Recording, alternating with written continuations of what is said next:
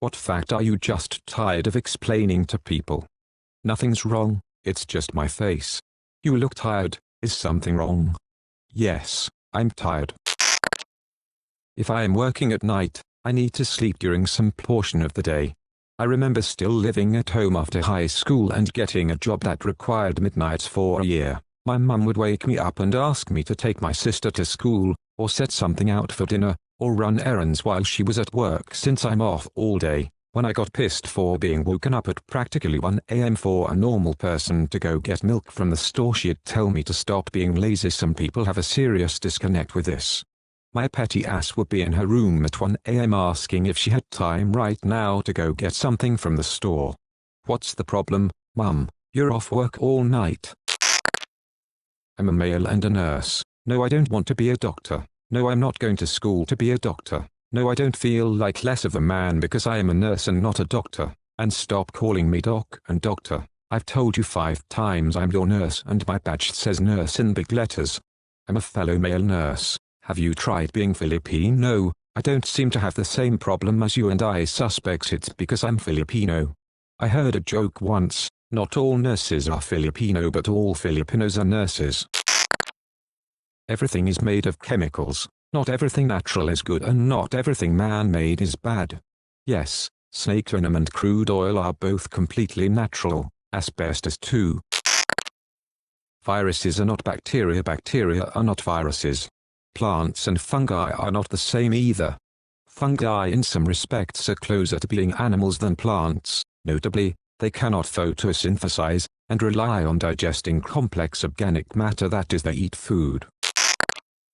Software developers are not computer technicians. Yeah, but my computer is running slow. Do you know why it is doing that? My cat videos don't run well on Reddit and everyone says it's because the video player is crap, but I think it's because my computer is slow. Can you fix it? You're so good with computers. Can you fix the fact I'm totally stupid, please? That we are short-staffed and you're just going to have to wait. And yelling being a dick won't make things go faster. As a manager, that usually was my chance to shine. This isn't a good fit for your dining experience and I would recommend going somewhere else, because you're not dining here. My hostesses were underage and I do not let people harass, yell, or curse at my employees for any reason. That type 1 diabetes isn't caused by your diet, and it cannot be cured. My mum had to stop a nurse from giving her something once and was like, I'm a diabetic, I can't have that, and she said a nurse looked at her and goes, you don't look diabetic. I hear cinnamon does wonders. Type 2 is a completely different disease, but what it has in common with type 1 is that it can't be cured with cinnamon. False. I ate 3 pounds of cinnamon and my diabetes is cured because I d. R.I.P. you look so lovely. Nobody could have predicted this. That many Chinese people have my surname, but we're not all related to Jackie Chan, just like how not every person with Johnson as their surname is related to Boris Johnson. I saw a meme making the rounds where 4 high school students, Americans of Vietnamese descent, all had the surname Nguyen, because of course they did. It's only the most common Vietnamese surname, so what these 4 students did was in their high school yearbook, they figured out what order their pictures would appear. Simple enough, because alphabetical, and each put down a one-word quote. When you look at the 4 pictures together, they say we are not related. Not everyone is a little bit autistic. It's a spectrum, that's not what that means. But because I can usually figure out how to fix most things does not mean I want to fix everything that breaks for anyone else. Edited for typo because it bothers some. I'm a programmer. I write programs. I don't know why your computer won't turn on. I usually just say I didn't program that, sorry, edit, thank you for fixing Lenny's arm. Just because someone doesn't always need their disability aids, that doesn't mean they are not disabled and faking it. Someone who needs a wheelchair to get around doesn't always mean they can't use their legs. They can still walk short distances. And walking a short distance might completely fuck them up so that they have to spend all day lying in bed in agony the next day. You only see them walking. You don't see the after part. Also, being able to do something for a short time doesn't mean they can do the same task for any length of time. Also, disabled people have good days and bad days. Some days they might have the energy to do it, other days they might not. Part-time chair user here. When I started I felt like everyone was looking at me, so I would do less, despite the fact using the wheelchair allowed me more accessibility. That is exactly what I am struggling with now. I'm in near constant chronic pain and I think that at least getting a cane would help me. However, I'm also 30 and believe people would judge me harshly. Edit. OMG, you guys are amazing. Thank you for all of the support. I have insomnia. No, I can't just think about nothing. Edit. Glad to know there's 15k of you out there that know the damn struggle. I try to respond to each one. Zombie hugs to everyone, virtually, from here. And just because I have insomnia doesn't mean I'm not tired. Always tired. I have cried so many times because I just want and need to sleep. Like, no sleep is basically just welcome to disassociation station. Gets job at NASA. All extended family asks as if moon landing was real pain.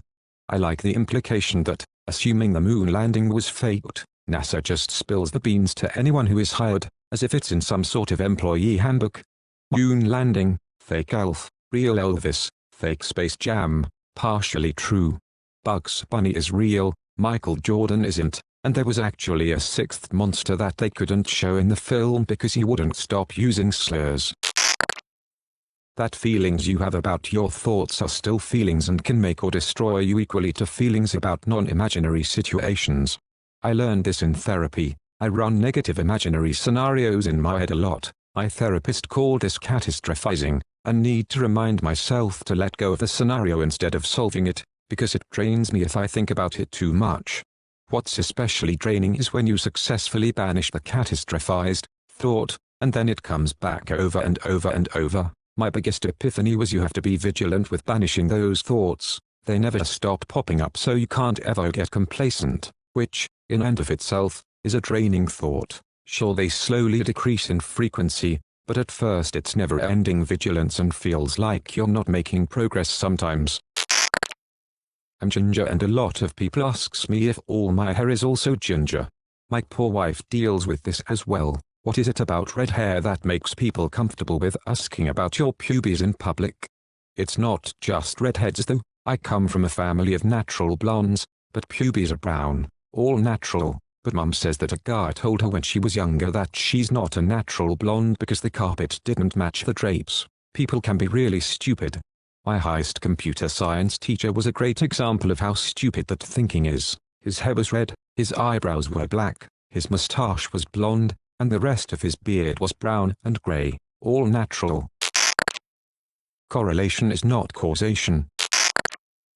Wheelchairs aren't cheap, and cheap wheelchairs are not suitable for everyone, not suitable for hardly anyone. In fact, it's not a choice of a £30 wheelchair or a £300 wheelchair. It's a choice between sitting in a chair that fits the needs of the user that enables them to be active in their life, or sitting in an unsupportive seat on wheels that physically harms the person until they are out of it again. Some friends of mine are wealthy and absurdly cheap.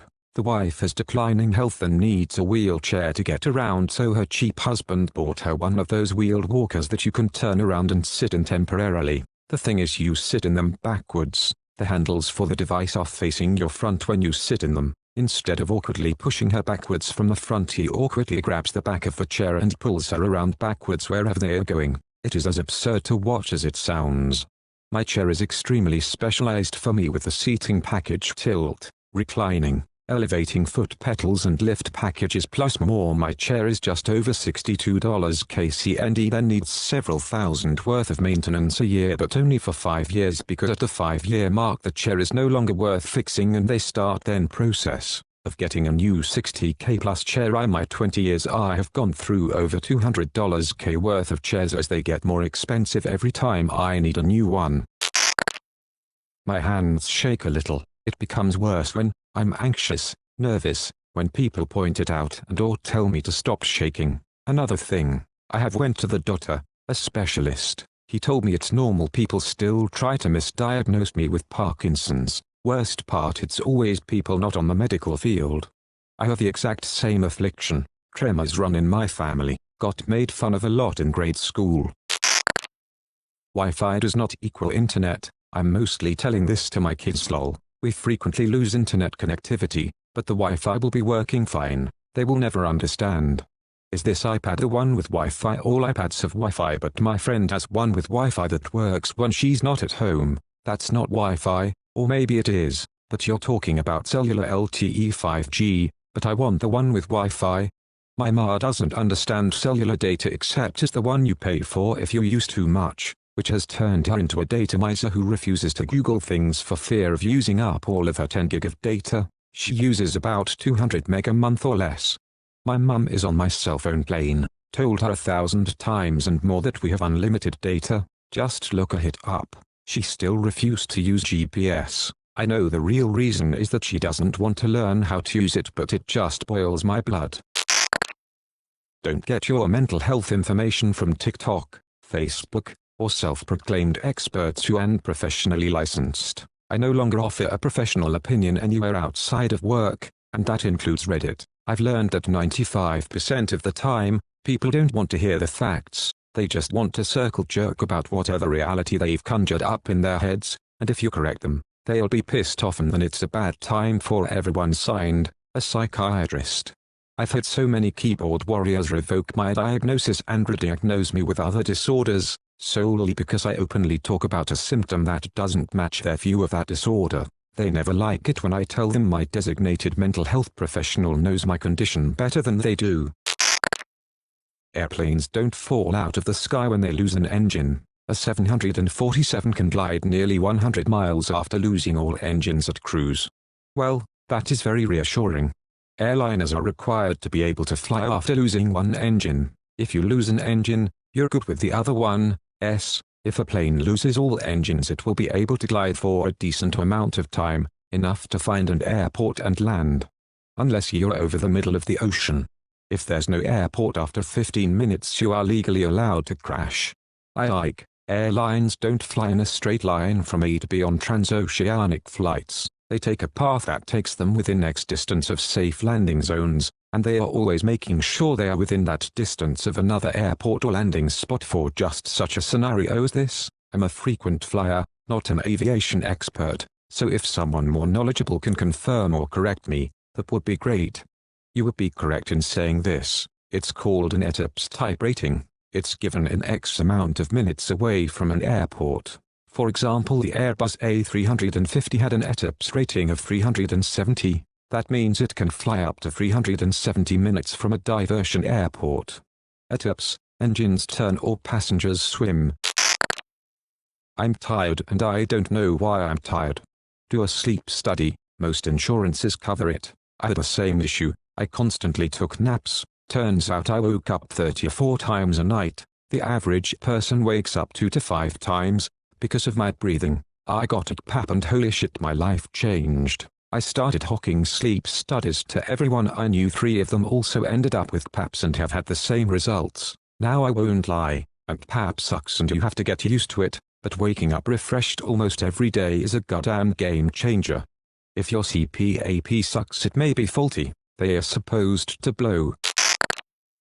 That chronic illness is chronic, like permanent, like forever. Still sick, not getting better, get it? Hope you feel better soon. Or but you don't look sick. Oh, I don't look disabled? That's lovely to hear. I can assure you I am, but trying to convince you means nothing to me. Antibiotics will not help your virus, even if you feel really crappy. Maintaining a safe following distance is the easiest thing to do to avoid accidents, and yet most people aren't doing it. It's basically impossible to react in time to avoid an accident if you're following less than 2 seconds behind someone. It doesn't get you where you're going faster. The accident will always be your fault. And finally, 2 seconds is way longer than most people think. Most will count 1 second. I always try to do this. It's the absolute worst though when people try and aggressively squeeze in between me and the car in front of me. Drives me crazy. Pretty sure it's an everywhere in the US thing, but here in FL if I leave more than a car length gap between myself and the car in front of me, someone always has to squeeze their dumbass in. Slow down so I can increase the distance. People behind me get instantly impatient. Pass them to the same shit to me when the lane they just barely pass me in is going 2 miles per hour slower than me. I have never seen an ICU full from car accidents before I started working in Florida. It was all ages too, with the most amount of fatalities I've ever seen.